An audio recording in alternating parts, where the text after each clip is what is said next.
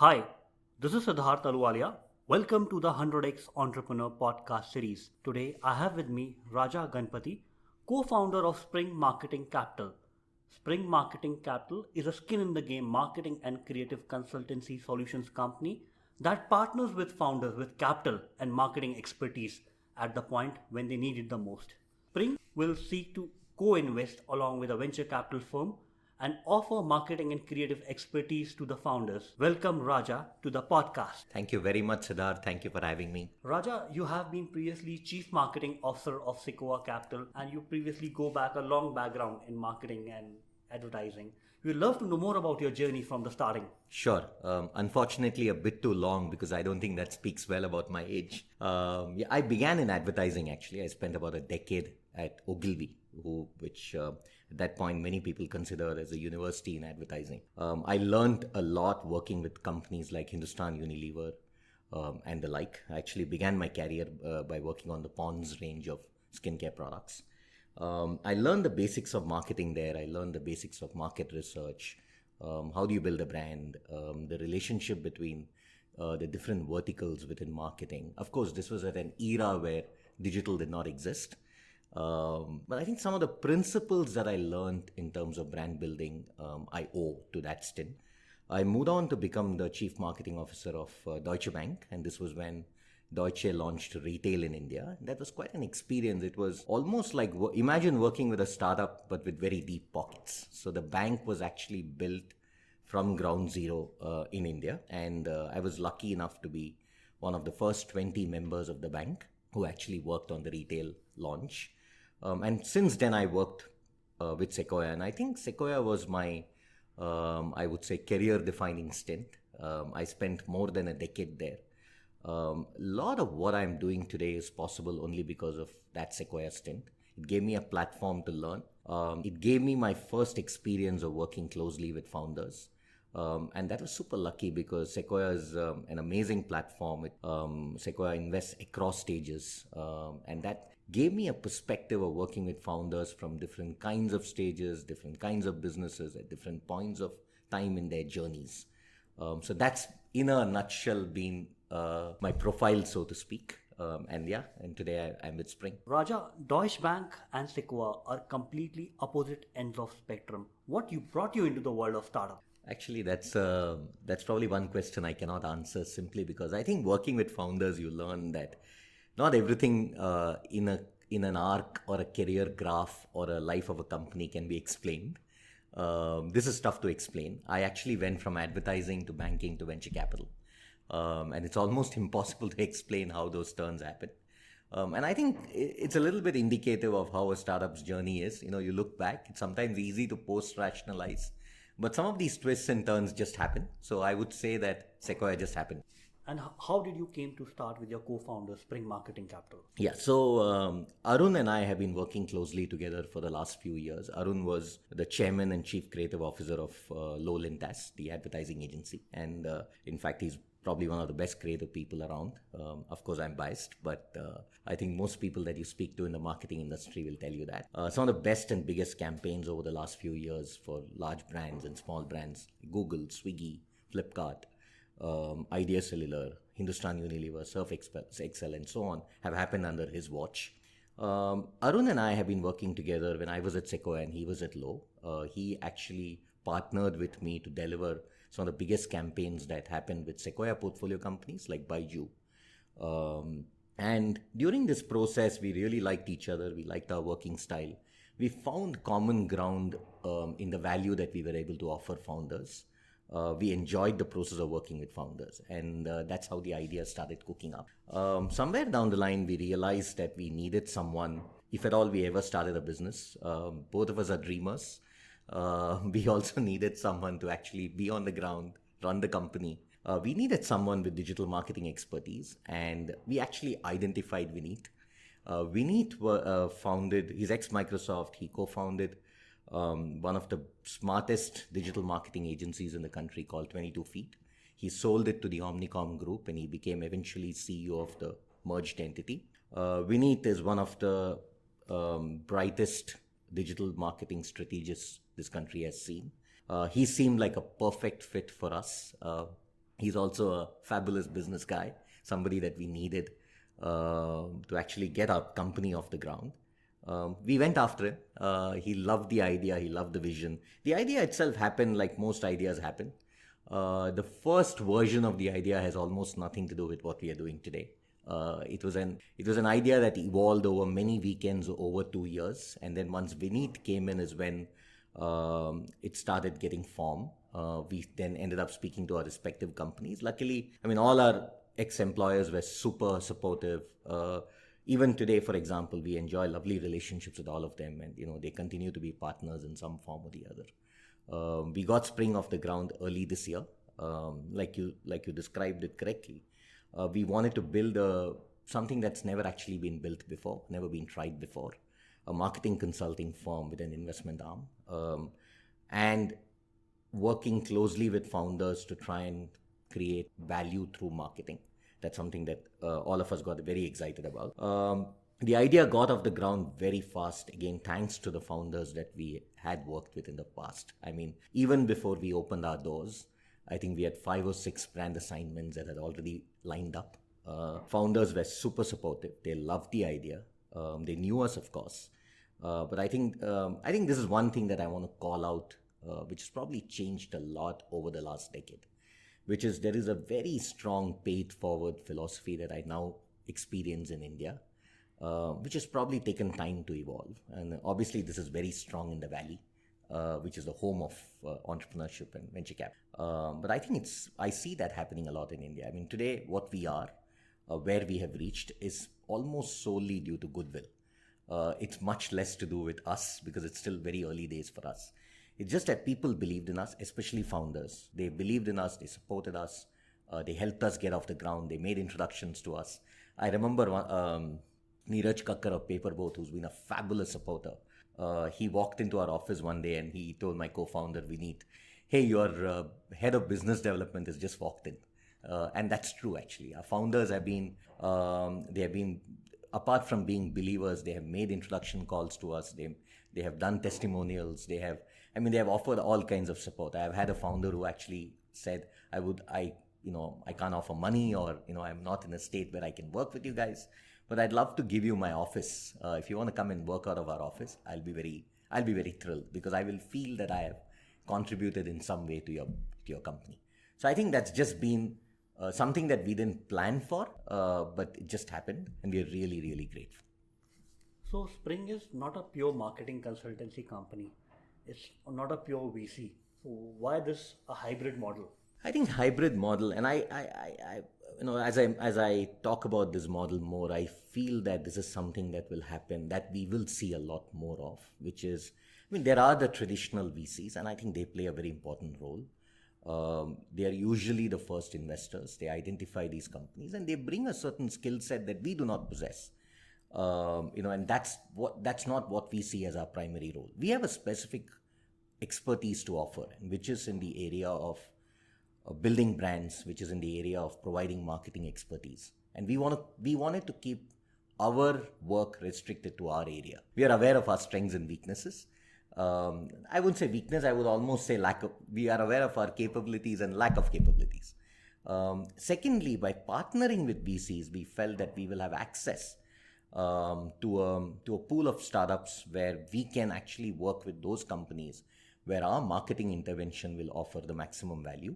And to answer your specific question on why marketing capital, marketing capital because we strongly believe, and this is really the core philosophy behind Spring, we strongly believe that a marketing intervention at the right point of time unlocks significant equity value. And now we could have done this for fees in the pure consulting model. But by doing it for fees, I feel that we are shortchanging ourselves. We are not capturing the entire value of the marketing intervention that we think we bring to the table. And that's why marketing capital, that's why the hybrid model. Because I believe that a capital plus expertise model allows us to capture that value. So you enter into a stage when a Series A VC has already written a check. What advantage does it give you vis-a-vis traditional VC on a cap table? Because you will own a significant less percentage of the company. I think we don't see it that way. We see it as partnering with a VC.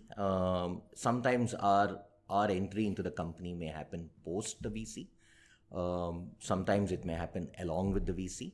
But we see our role as working with a few select VCs. And what I'm very happy about is we already have a bunch of the top VCs who are interested to partner with us, who have already started making introductions to companies in their portfolio.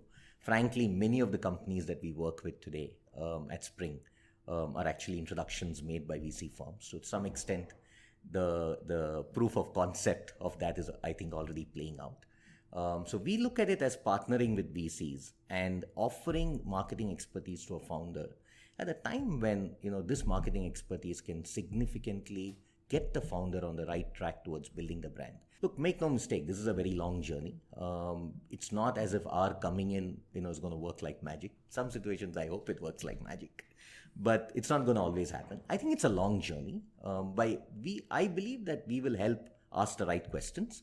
I believe that we will help the founder make the right design choices on marketing.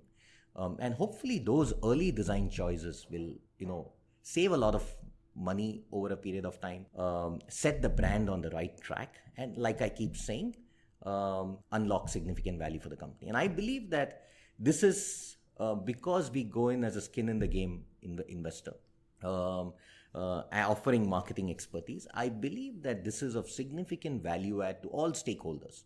Everybody benefits from this, the VC, the entrepreneur, and us. And that's at least the early feedback that we have received seems to reinforce this. So how does this marketing capital translate into equity? There's cash, and plus there's marketing services and consultancy rendered for which there's equity charge? I think these are two separate entities. So, they're completely different. There are consulting assignments that we are doing today, which has nothing to do with equity, which is purely for fees. We will make at a much later stage. It's too early actually to speak about the investment side. But at the point that we will make investments, those will be pure investments where, Arun, Vineet and I will be available as partners of the firm that makes the investments for anything that the founder can lean on from a marketing perspective. So these are two completely different entities. And which kind of startups are you looking to invest in? Yeah, so I think obviously primarily consumer brands. The investments, look, this is always going to be a spectrum. But if you ask me for a sweet spot or a desired sweet spot, I would say that one, we would like to look at companies which are raising a Series A or an early Series B. We like a empty canvas. We like a space where the company has built a product. There is product market fit reasonably established, and the next lever for growth for this company is marketing. That's the point of time that we would like to come in. That's the point of time where we believe our expertise is of maximum value to the entrepreneur and the management team. So that's the sweet spot. Apart from this, we will look for our thesis, so to speak, we will look for companies which use technology in one or more of the following ways. A, to build a superior product because they have access to data. B, using technology to access the consumer better, and or using technology to build a brand online.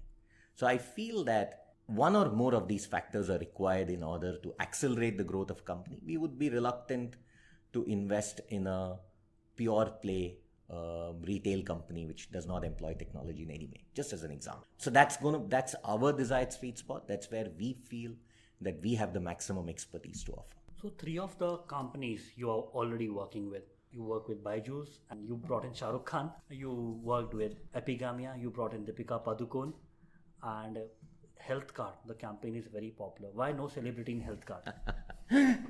So I think I would hate for Spring to be known as a company that only works with celebrities. That's not the intention. Look, every situation is different. Every situation is unique. And it's always a joint decision. It's always a joint decision between Spring and the founder and the marketing team. And it's always a decision that's taken at a point of time. I mean, point of time is one of my favorite phrases. I use it a lot. What's valid today is not valid tomorrow, and it's not valid yesterday. If you had met me a year back, I would have given you a different answer. If you meet me a year later, I'm going to give you a different answer. I know this sounds a little shocking. People think that you should retain your that philosophies remain constant, but you have to evolve with time. So you have to be dynamic. And I think BYJU, for example, Arun and I worked with BYJU from our earlier organizations for a couple of years before Spring. And there was no Shahrukh Khan around the table. I think if you remember the launch campaign of BYJU'S, which was insanely successful, didn't have a celebrity. It did not need a celebrity at that point of time. A year later, we had 2 further campaigns, and BYJU continued to grow. If you chart the path of BYJU, if I remember right, over the last 3 years when BYJU'S become what it has become, at least for 2 of those years, or maybe 18 months out of those 2 years, we had multiple campaigns going out. That was really how BYJU as a brand was launched, and there was no celebrity because there was no need for one. Shahrukh Khan was chosen for a particular reason. It was a team decision. All of us argued, debated. To be honest with you, I don't know if you know this, but when we met Shahrukh Khan for the first time, you know what was the first thing he said? He said, "Guys, why do you want me? You're doing such a great job on marketing. Your advertising is lovely." He had seen the work. And he was like, "You've done such a great job of building this product. Why do you need me? Are you sure you want me?" And imagine that celebrity who's getting paid for the endorsement, and he's a super sharp guy.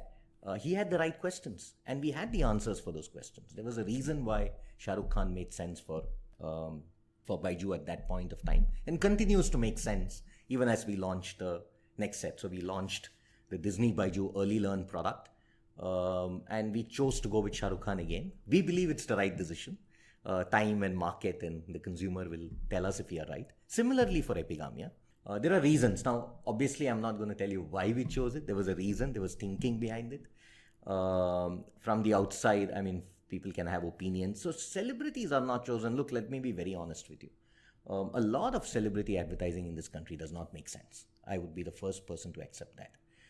Even in my 25 years in marketing, I have worked on brands where I look back and I regret that we used a particular celebrity. It didn't work out. I think choosing a celebrity has to be done with care. It has to be thought through. It's not an easy answer. It's not, because you are going to spend a lot of money. I also feel that the celebrity also needs to think it through. I feel that in the West, for example, celebrities are very conscious of the brands that they endorse and they spot.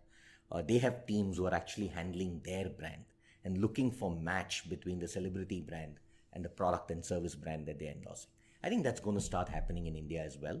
At least speaking for Spring, we are very conscious. So we would never ever recommend or enter into a relationship with a company who's working with a celebrity unless we didn't believe in it. In both these cases, this was a strong belief. Actually, the BYJU team came up with the idea of working with Shahrukh Khan. We debated it for a period of time. We agreed and then went ahead. Epigamia's case, I think it was a little bit of both sides came up with the idea almost at the same time. And it's usually a healthy discussion. There is usually disagreement before we take that call. You referred to Health Card. I think Health Card, yes, there have been insanely successful campaigns. It just did not need a celebrity, and we still believe that. Like I said, this is a point in time answer. 3 months down the line, we might choose to work with a celebrity. But at this point, we did not think that we needed. What power does a celebrity add to a Series A brand? Look, obviously the number one quality that a celebrity brings to the table is clutter breaking, right? The first job of any brand is actually to break through clutter. There's a very famous marketing saying that if you are a food brand, it's not that you're just competing. If you're a chips brand, for example, you're not just competing with chips brands. You're also competing with Coke. You're competing with Surf Excel. You're competing with Flipkart, you're competing with Amazon, because the consumer has only so much mind space. Look at a typical capsule of advertising in a break in a cricket match. You have so many ads being thrown at you. So you're not just competing with other brands for mind space, other brands in your own category, you're also competing with all the brands of the world. So I think celebrity, at the very, very least, offers you a chance to break clutter. It stops the consumer from using the remote at the very basics level. Second, just a point that I alluded to earlier, but that's not good enough. Just choosing a celebrity to break through clutter results in extremely lazy communication and campaigns. And I fear that we are seeing a lot of that. And that's where I believe that if the startup team and the marketing team actually work together to figure out the reasons for using the celebrity, and more importantly, try and get a match between the celebrity and the brand, understand why the celebrity wants to do what they're doing. For example, in both the cases that you mentioned, Epigamia and BYJU, by the way, we've spent significant time with Shahrukh Khan and Deepika. They believe in the brand. They believe in what we are doing. They actually play a small role in the kind of work we do. They have inputs on the campaign. Shahrukh Khan has seen the strategy documents of the last two BYJU campaigns. Now, that's not normal. They are also not treating it as an acting role where they're stepping up. And of course, that also depends on the kind of celebrities you work with. I mean, both Shahrukh and Deepika want to understand the brand work that they're doing. They're interested. They're intelligent enough to give inputs. I feel that that's the best situation to arrive at, where it's a partnership. It's not a mere endorsement. In the case of Deepika with Epigamia, she's actually an investor in the company. So she has skin in the game too. And I think that's really the best kind of endorsement that you can have. So I would say there is no thumb rule here. I mean, please, the worst damage that can happen is if you decide I have to work with a celebrity. I think the marketing strategy has to come first. The creative idea has to come next. And then you decide if you're going to use a celebrity or not. And there are tactical reasons to use a celebrity. There are strategic reasons to use a celebrity. And both are valid. You might say that for this period of time, I have a specific aim and I'm going to use a celebrity for that. For example, I know a startup that I used to work with actually used YouTube stars very effectively. I think that's a smart thing to do. It did not cost them a lot of money. But it gave them a lot of visibility and connect with the particular audience that they were seeking. So it was a short-term move for a 6-month period. And it worked handsomely. So there's that example, and then there's the other extreme example of Shahrukh with BYJU'S. And I think there is no one-size-fits-all. You don't begin life by saying, I want to work with a celebrity or a brand endorser. I think that follows the strategy and the idea. So, Spring Marketing essentially replaces a CMO in a startup? No, it doesn't. I personally think of it as, no, you can't do without the marketing team, to be honest. I think we are humble enough to realize that, we can't do that. What we do actually is, if we come in at the right point of time, like I said, if we come in at a point of time when the marketing and the brand journey of this company is being charted, we have the ability to help think through some of the core elements of the brand, which is starting from the consumer proposition. I feel that that's the most useful in many cases when we come in early, when we come in at a Series A, together with the founder. So Spring insists that the founder has to be a part of the exercise. I mean, and this is no disrespect to marketing teams. All the companies that we work with the marketing teams. But we also insist that the founder has to be in the room. And that's because at that first level, the main job that Spring wants to do is to help craft the consumer proposition. If we do it together, if we do it right, what tends to happen is that consumer proposition almost becomes a philosophy for the company to follow for the next few years. And like I always say, point in time, it changes, it's evolving, it's dynamic. But it gives the company a roadmap. It says, this is what the product is, this is who my consumer is, and this is the bridge that I am building as a marketing strategy. And that bridge actually tells you what kind of products you want to build for the future, what kind of features do you want to add. You would have read about Steve Jobs' whole maniacal focus on building products, features, his maniacal focus on the consumer. I think it came from an understanding of who Apple was and who Apple wasn't. What his brand was and what his brand wasn't. And I think that's where Spring can help. And that's where Spring tries to help. Spring helps you create that simple framework. And we can't do it on our own, which is why, your question of can we replace anyone? We can't replace anyone. But we can do it as your partners because we've done it in the past and because we love doing it. And this is what we want to wake up in the morning and do on a daily basis. But we need the founder. We need the heritage of this company. We need to understand the problem that they're solving. And in many cases, I keep saying this, people pay us a lot of money for us to come back and tell them something. They said, hey, God, I knew this, And obviously you knew it. It's there hidden somewhere in the company. So let me give you this anecdote. I mean, it's my favorite story. So when I was working with BYJU, prior to the whole marketing exercise, and there was about 3 to 6 months when we were working together, we were looking at data, and this is the time when I was at Sequoia. And there was this video conference meeting with me sitting in Bombay, the BYJU team sitting in Bangalore. And everything had been done. We knew that we were going to launch a campaign. We had decided the sales and marketing strategy for that campaign. And this was the first ever campaign coming from BYJU. We knew what the marketing task, we knew the objectives, we had got everything. What we didn't have is that single line proposition for Byju. What was Byju's offering? And we were brainstorming, 7, 8 of us in the room, Byju's management team, and we just couldn't arrive at that one line, and we were frustrated because we were at a deadline, and we were briefing the agencies over the next 2 days. And I remember scrolling through the website, and as we were talking, right, just trying to find some stimulus, and I saw this line that said, "For the love of learning," and it was in the website. It was a line written by somebody, we don't know who. Probably Byju said it in an internal event. And it said, "For the love of learning, TM." So the line had obviously been trademarked. And I remember asking Byju, "Hey Byju, what's this?" And he said, "Love of learning, that's our philosophy, right?" And I was like, "Hey, that's your proposition." And I know this sounds insanely simple, but this happens to us time and time again. The core proposition cannot be something that's manufactured from the outside. Like I keep saying, what we do is not magic. It's hard consulting work. It's a discovery process. It's not invention. I know this might sound shocking, saying, "Hey, you guys are coming in and saying you're going to help us discover something." That's the truth. Because the product is the founder's idea. The product going to market is a result of a lot of work and belief of a bunch of people. The proposition has to come from that idea and that belief. It can't come from the outside. Frequently, the answer lies within the company. It lies within the founder, which is why we insist that the founder has to be a part of this process, because it makes our job easier. We usually end up finding the answer somewhere in this process. And hence, no, we cannot replace anyone. All of these constituents are important for Spring to work with. But we can help find the answer, we can help discover, and sometimes the most simple things are the most difficult to do. Just arriving at this core value proposition, translating that into a consumer proposition, and then coming up with a creative idea. Now, this is magic. And that's luckily the prerogative of my partner, Arun, where I keep saying this, right? It's all linear. You will agree with the logic till the consumer proposition. After that, there's no logic. And there shouldn't be.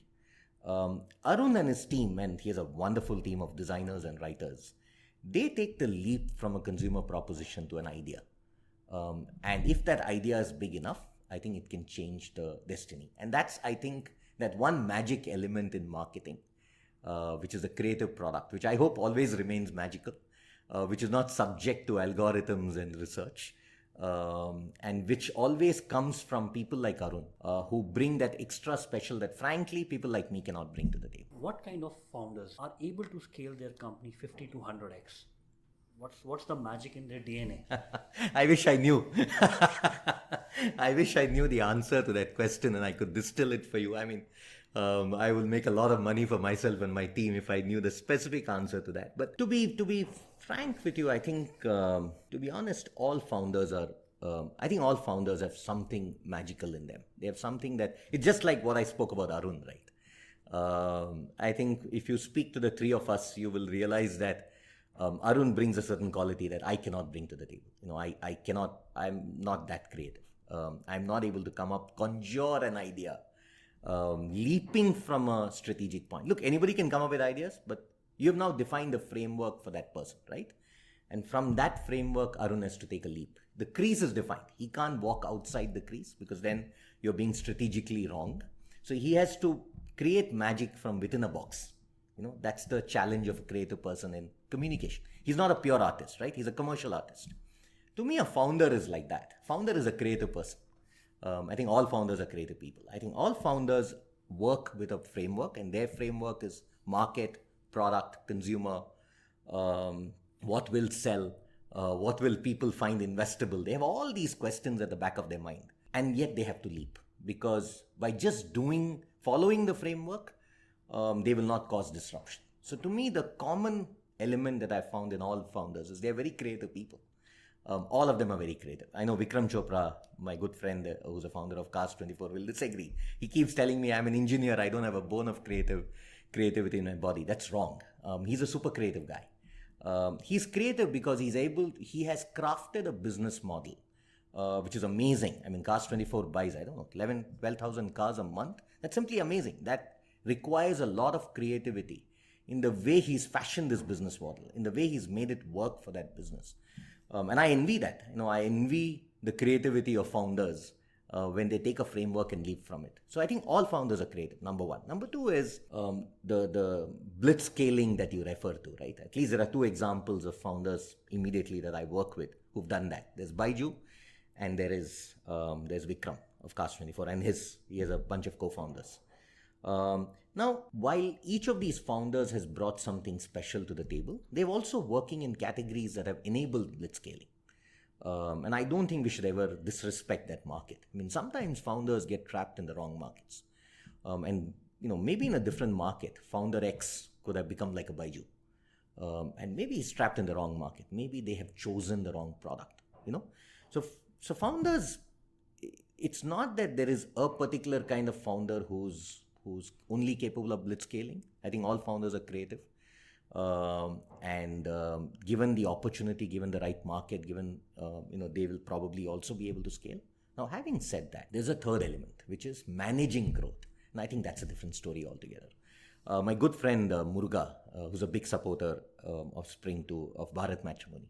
I know him for many years now. I used to work with him in a different avatar. Muruga once said something which I will always remember. He said there is a point of time in a company's journey when a founder has to become a CEO. I think that's the third element. Once you have achieved, all companies scale at some point of time. Some companies unfortunately get trapped. I'm leaving that out. But companies that start scaling, then the third element that kicks in is, are you able to manage growth? Not all founders are able to manage growth. And it's tough. I'm a founder for the first time in my life.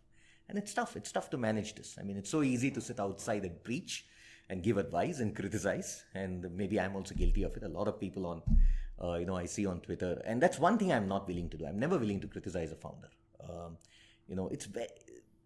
There are so many factors you don't know. It's so easy to look from outside the glass door and say, hey, look at them. Look at this campaign. Look at this work they're doing. They're burning money. They're doing this. Look at them. They've taken a fancy office. You have no idea of the circumstances that this founder is operating in. And I think the best thing we can do is empathize. Everybody makes mistakes. You make mistakes. I made mistakes. I continue to make mistakes. The intent of the founder is always to scale a company. Is always to make some magic happen for himself, herself, and the people working with them. And I think that element of ability to manage scale is even more rare. I think that's the rarest element of all. I think the best founders in the world manage growth, learn to scale their companies exceptionally well. And BYJU is a great example of that. He's managed to scale that company. I have an immense amount of respect for him. I've learned a lot from him. And I'll tell you one ingredient. You asked me for a secret ingredient. There are many. I'll tell you one. At his heart, BYJU remains a startup entrepreneur. The person I meet today is the same person I met for the first time in June 2015. He practically wears similar clothes. He has a black t-shirt and a black jeans. He's passionate about sports, so much that when he doesn't find time during a typical day, he goes at midnight and plays football. He's quite a maniac that way. He's super obsessed about fitness. I think that's his life. That hasn't changed. We launched the Disney BYJU product a couple of weeks back at the World Cup, actually. We've been working on this product along with him for more than a year, first in our respective earlier organizations and now with Spring. He treated this product exactly the way he treated the original BYJU'S learning product. Disney BYJU is a new product for younger children. His energy, his passion, his focus remains the same. He has spent hours in a mall testing this product on his own. And this is probably parts of the story which is not known. I mean, everybody sees one part of this company. We are lucky enough to know him personally and see the way he works. And to me, that's significant. The fact that he still retains his startupness in spite of the company having grown so fast and so big is probably one secret. Raja, most founders you work with are typically problem solvers, and at a Series A stage they have achieved growth because of their growth hacking abilities. How do you bring the discipline of branding and marketing into founders? See, I think most founders today are aware of the value that branding and marketing can offer to their product, service or company. I think they're aware of it. Many of them are humble enough to accept that they haven't done it before, and they're willing to listen to an external person. at least as sharing our experience and our expertise. They're willing to listen to that. So I wouldn't say it's about having to preach or having to evangelize anymore. They've also seen the success stories, right? They know the companies that have employed brand and marketing well in order to grow, and they want to learn from them. They don't want to be left behind. So I think that was something that was probably relevant 10 years back. It's no longer relevant. Founders are smart enough to know that they have to get the right people to use brand and marketing. I always say this. I always used to tell founders in the past, saying, hey, you get a CFO to do your financials. And that's because you think that's an area of expertise and you need experts to do it. Why do you think marketing can be done by anyone? It's just because an opinion does not make an expert, right? Unfortunately, you can't have an opinion on a balance sheet. I mean, you have to be able to read the balance sheet. You can't have an opinion on numbers. You can have an opinion, but no one cares for anybody's opinion on numbers. Numbers are numbers. Similarly, on marketing, I think there is an expertise. Is there subjectivity? Of course, there's subjectivity, and that's the creative part that I referred to. But for the rest of it, it's logic, it's strategy, it comes from data, and there is intelligence that comes from having done it for many years. And that's just like any other business. So I think there was a point of time when we had to evangelize marketing to entrepreneurs. I don't think we have to do it anymore. So we seem to have entered a new phase of Indian startup ecosystem. What has changed? What has changed in terms of building brand faster and with much less capital? I don't know about the much less capital part. There's a lot of capital being spent. Maybe not all of it is going towards building brands, but there is a lot of money being spent. But yes, I think there is a new phase of, which is why consumer investing in India has taken off so well in the last few years. There is a lot of interest in consumer in India. We are seeing it as, we are lucky beneficiaries of this point of time. There is huge amount of interest both from within India and outside India in building brands. There are some very accomplished investors who are looking closely at this space. There are brands that are emerging out of India, and I think that's only right. I mean, it always seemed wrong that the Google of India should be Google and the Amazon of India should be Amazon. I mean, it always felt wrong. I think the breakfast product of India can be Indian now. The chai of India can be Indian. The coffee of India can be Indian, if it's not already Indian. The soap of India can be Indian. And I think it's evolution. Some of it is cultural. My good friend V.T. Bharadwaj, the partner at A91, he has a theory about how, and you should talk to him, but he has a theory about how consumer brands are also getting built out about cultural change. I won't steal from him, but I do get inspired by what he speaks about the changing attitudes of the Indian consumer. It's no longer about the West. It's no longer about following codes that are established somewhere else. It's also about creating your own. There is a lot of pride about being Indian and using Indian products if they are good. And there are great Indian products today. So I think it's evolution. It's change of cultural norms. It's a lot of interest in the consumer investing space. All of these are factors. There are some fabulous entrepreneurs emerging. And these are all multiple different factors, right? I mean, no longer is like my daughter is 17 years old. Well, she doesn't exactly know what she wants to do in life, and she'll figure it out over a period of time. She's as interested in becoming an entrepreneur as she is in working for a large company.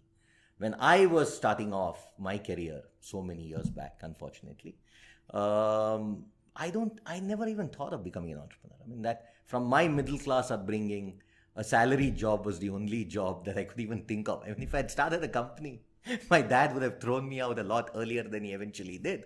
But today that's an option of starting on your own. I see young people who come to me saying, hey, we want to spend some time, and I'm always open. I always try to spend as much time as I can with people who are starting up. And I met these two young girls. Both of them have very good education. One of them is from US school, one from India. They worked for a couple of years, and now they've started an apparel brand of their own. That's amazing. I mean, these two young kids, I don't know, 25 years old maybe, and they have decided to chuck very good jobs because they were excited and passionate about what they do. And I think the learning I think in the early years, it's all learning. The learning they will get through this exercise, irrespective of whether it becomes successful or not, is going to change them as individuals, going to change them as human beings, going to change them as in whatever they wish to do in the future. And hence, I do believe that multiple factors have changed in India. And last but not the least, a willingness to accept failure. I had one small entrepreneurial stint where actually I didn't start up, but in between my 10 years in Ogilvy, I took a break about halfway through. This was in 99, 2000, and I joined a bunch of friends who had already started up, and I became part of the founding team. And the company collapsed in 1 year. Siddharth, for about 10 years, I hid this. Like, this didn't show up on my profile. Until I was working in Sequoia one day. One of the Sequoia partners said, "Hey, did you ever work for this company?" And I said, "Yes." And he was like, "Hey, why don't you talk about it?" And I was like, "Well, the company failed." And he said, "That's your, single biggest accomplishment. You failed early in life. You worked with a bunch of young people. You started up something. I mean, why would you even hide it?" I think that has changed a lot in India. I mean, we are willing to accept failure. All of this is, I think, a maturing of the system. There's one other bigger answer, which is the way the digital landscape has changed. So, and that's primarily geo. I think today the adoption of internet by consumers, and especially video, is changing the game as far as consumer brands are concerned. This has given many of the brands we work with an amazing acceleration in terms of their ability to form a connection with the consumer. So whether it's distribution channels or it's building a brand online, I think that's been a big shift. So I can go on. This is a very long answer, but the short answer is yes, it has changed. I would not say it's easier. I mean, there's no such thing as easier. I mean, every evolution brings its own challenges. There's a lot more competition today. There's lots more investor capital that's available. And so brands are going to, you'll always have to be that much faster and smarter because there's someone else who's going to come your way. So there are challenges within this opportunity, but the opportunity has become much bigger than before. As a conclusion to our podcast, let's talk about the founders you have worked with. Some of the founders you have the privilege of working with at Sequoia and currently at Spring Marketing Capital. So I think this has been, and I speak for all three of us, Arun, Vineet and me, I think this is the reason why we do what we are doing. For us, everything that we do begins and ends with the founders that we work with. We made no secret of it. We made no secret that Spring loves working with founders. We do have maybe one assignment today where we work with a large company. Might be two by the end of this month. But even there, the key stakeholders are involved. See, founder to me is a key stakeholder. It could be a CEO in a large company. It could be a founder in a smaller company. But the key stakeholders are very important. And I think we've learned a lot from these founders. And there's a lot to learn from them. They're extremely enterprising. Number one, I think, is risk-taking. When you work with a large company, your ability to take risk comes down. Because your ability to take risk comes down, your ability to create impact also comes down. I almost feel as if, working in a large company is like having safety margins all around you. There are yellow lines throughout this company and you're walking within these yellow lines.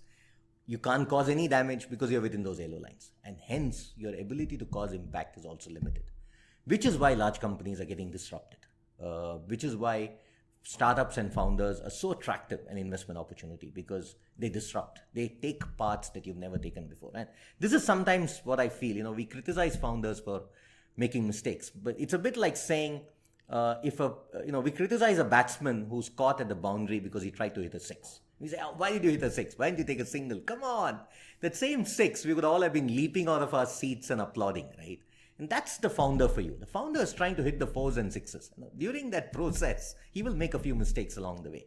And we have to give that margin as investors, as partners, as stakeholders in this ecosystem. I think that's our role. Our role is to offer that little bit of support when these founders fall.